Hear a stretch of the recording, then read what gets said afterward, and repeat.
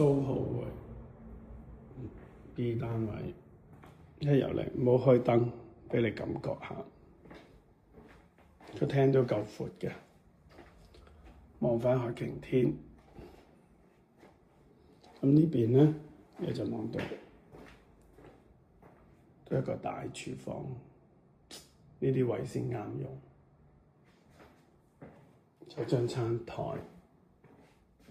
咁一間房啦，有衣櫃位，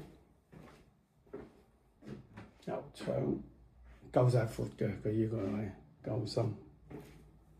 再望翻出去門口，呢邊係洗手間，洗手間都夠闊落。呢度仲特登做翻個櫃。彩色櫃，呢度個櫃一間房